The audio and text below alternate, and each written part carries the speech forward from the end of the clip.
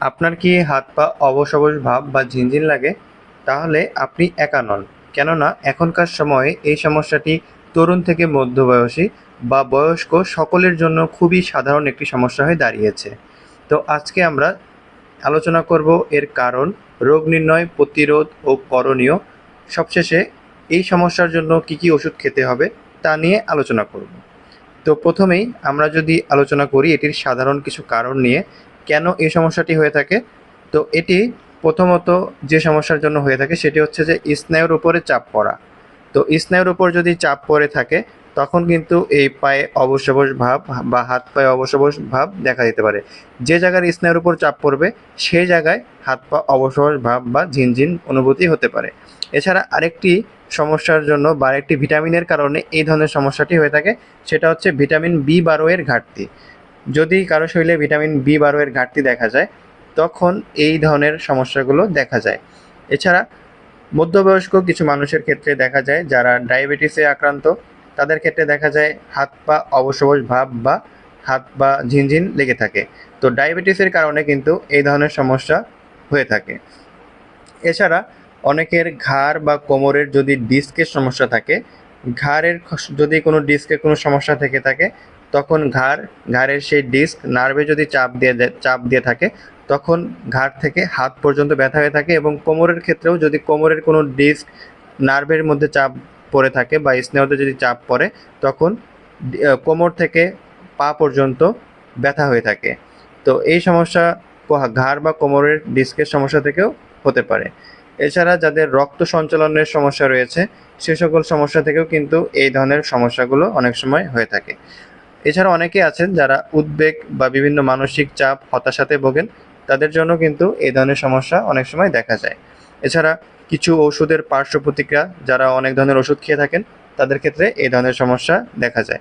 এছাড়া যারা থাইরয়েডের রোগী বা যাদের কিডনি বা অন্যান্য জটিল দীর্ঘমেয়াদী রোগ রয়েছে তাদের ক্ষেত্রেও কিন্তু এই ধরনের সমস্যা অনেক সময় দেখা যায়।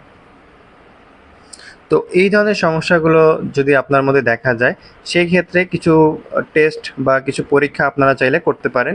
সেটি হচ্ছে সিবিসি বা কমপ্লিট ব্লাড কাউন্ট।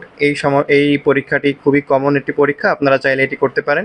এছাড়া কারোর ডায়াবেটিস আছে কিনা বা ডায়াবেটিক্স কোন পর্যায়ে আছে সেটি দেখার জন্য ব্লাড সুগার লেভেলটা চেক করতে পারেন। এছাড়া এই ভিটামিন বি12, অনেক সময় ভিটামিন বি12 লেভেল যদি কম থাকে কারোর শরীরে তখন কিন্তু এই ধরনের সমস্যা দেখা যায়। তো ভিটামিন বি12 টেস্ট কিন্তু চাইলে করে নিতে পারেন। এছাড়া থাইরয়েড ফাংশন টেস্ট, কারো যদি থাইরয়েড হরমোনের সমস্যা থেকে থাকে সেক্ষেত্রে থাইরয়েড ফাংশন টেস্টটি করা যেতে পারে বা এটি করে দেখতে হবে। এছাড়া কিডনি ঠিকভাবে কাজ করছে কিনা সেটি জানার জন্য কিডনি ফাংশন টেস্ট করা যেতে পারে, কেননা কিডনির সমস্যা হলেও অনেক সময় এই ধরনের সমস্যা হতে পারে। এছাড়া যদি কারো এই ধরনের সমস্যা গুরুতর আকারে দেখা দেয় সেক্ষেত্রে নার্ভ কন্ডাকশন স্টাডি বা এই পরীক্ষাটি চাইলে ডাক্তারের পরামর্শ নিয়ে করতে পারেন। তো এই সমস্যা প্রতিরোধ করার জন্য আমাদের কি করতে হবে সেটি নিয়ে আমরা এখন আলোচনা করব। তো এই সমস্যা যদি দেখা যায় সেক্ষেত্রে দীর্ঘ সময় একইভাবে বসে বা শুয়ে থাকবেন না, কেননা অনেক সময় দেখা যায় যে অঙ্গভঙ্গি জনিত কারণেও কিন্তু এই ধরনের সমস্যা অনেক সময় থেকে থাকতে পারে। তো দীর্ঘ সময় একইভাবে শুয়ে বা বসে থাকা যাবে না। তো এছাড়া আরেকটি যেটি খুবই গুরুত্বপূর্ণ সেটি হচ্ছে যে সুষম ও পুষ্টিকর খাবার খেতে হবে। তো অনেক সময় দেখা যায় যে সুষম বা পুষ্টিকর খাবারের অভাবে ভিটামিন বি12 ঘাটতি থাকতে পারে বা ভিটামিন বি কমপ্লেক্সের ঘাটতি থাকতে পারে।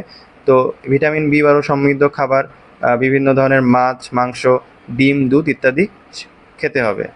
এছাড়া যদি কারোর ডায়াবেটিস থাকে, ডায়াবেটিস, থাইরয়েড এবং দীর্ঘমেয়াদী যদি কোনো রোগ থাকে সেই সকল রোগগুলোকে নিয়ন্ত্রণ করতে হবে। এছাড়া পর্যাপ্ত পরিমাণে পানি পান করতে হবে এবং নিয়মিত হালকা ব্যায়াম ও হাঁটার অভ্যাস গড়ে তুলতে হবে। এছাড়া যাদের মানসিক চাপ রয়েছে, মানসিক চাপ কমাতে হবে এবং অতিরিক্ত দুশ্চিন্তা, উদ্বেগ ইত্যাদি কমাতে হবে। তো এখন আমরা কিছু ঔষধ নিয়ে আলোচনা করব, যে সকল ঔষধগুলো আপনারা চাইলে ডাক্তারের পরামর্শ নিয়ে ব্যবহার করতে পারেন। তো এই ওষুধগুলোর মধ্যে আমরা প্রথমে ভিটামিন বি1, বি6 এবং বি12 সমৃদ্ধ যে সকল ওষুধ রয়েছে, বাজারে যে সকল ওষুধ পাওয়া যায় সেগুলো নিয়ে আলোচনা করব। যেমন এর মধ্যে নিউরোবি, আপনারা চাইলে এই ওষুধগুলো সেবন করতে পারেন, নিউরোবি। এছাড়া আপনারা চাইলে নিউরালজিন এই ওষুধটি আপনারা সেবন করতে পারেন এবং আপনারা চাইলে নিউরোবেস্ট এই ওষুধটি আপনারা চাইলে যে কোনো ফার্মেসি থেকে সেবন করতে পারেন।